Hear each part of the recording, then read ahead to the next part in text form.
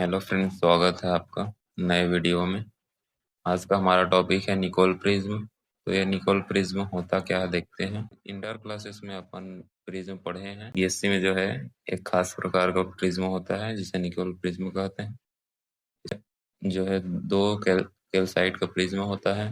Calcite माने calcium carbonate होता है, जो कनाडा बाल्सम की परत से जो है साथ साथ जुड़े होते हैं। ये जो है दो प्रिज्म होता है और ये कनाडा बाल्सम का लेयर होता है। निकोल प्रिज्म जो है द्विअपवर्तन सिद्धांत पर कार्य करता है, मतलब डबल रिफ्लेक्शन प्रिंसिपल पर बेस्ड रहता है।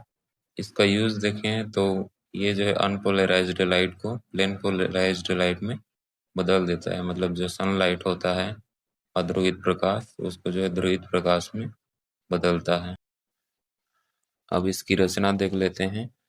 इसमें जो है कैल्साइट प्रिज्म होते हैं जिसमें तल ए बी तथा सी डी को इस प्रकार घिसा जाता है। ये जो है तल ए बी है और जो सी डी है इसको जो है घिस दिया जाता है। इससे उसके जो मुख्य परिच्छेद का कोण होता है, जो एंगल होता है, वो 71 डिग्री से 68 डिग्री हो जाता है। और जो है सी उसका जो है 109 डिग्री से 112 डिग्री तक घिस दिया जाता है। यह प्रिज्म दो भागों से मिलकर बना होता है। दोनों भागों को कनाडा बाल्सम परत से जोड़ दिया जाता है, वही जो मैं बोला। इस प्रकार जो है जो प्रिज्म मिलता है उसको जो है काली की गई नलिका मतलब ट्यूब में रख दिया जाता है। इस प्रकार निकोल प्रिज्म बन जाता है। निकोल प्रिज्म कुछ इस प्रकार होता है। अब देखते हैं इसका वर्क लेते हैं। एसएम कोई एक वर्णीय अनपोलराइज्ड लाइट है जो तल ए बी डैश पर ए डी के पैरेलल जो है आपतित होता है, इंसिडेंट होता है। ये जो है आगे चल के दो रेस में विभाजित हो जाता है, डिवाइड हो जाता है, जिसमें एक होता है ओ रे और जो है एक होता है ई रे। अब जो है ओ रे में जो ऑक्सीलेशन होता है वो जो मुख्य परिच्छेद के लंबवत होता है, परपेंडिकुलर होता है, और जो ई रे होता है उसमें जो ऑक्सीलेशन होता है वो मुख्य परिच्छेद के पैरेलल होता है।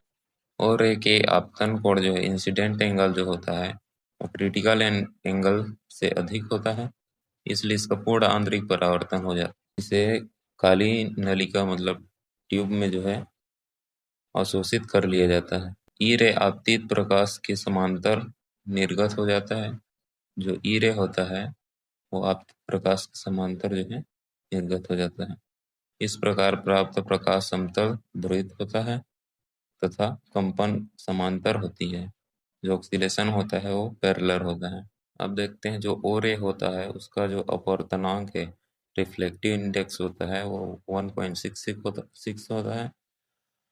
जो कनाडा बाल्सम लेयर होता है उसका अपवर्तनांक होता है 1.55 और जो ई रे होता है उसका अपवर्तनांक होता है वो होता है 1.9। अब इसका लिमिटेशन देख लेते हैं।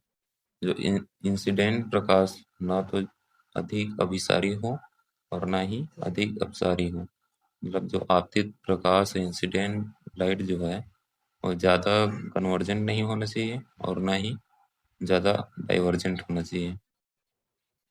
और जो S0MA कोण है, जो एंगल है, वो SMA एंगल से कम है तब जो है निर्गत प्रकाश प्राप्त नहीं हो सकता, मतलब इससे अधिक होना चाहिए।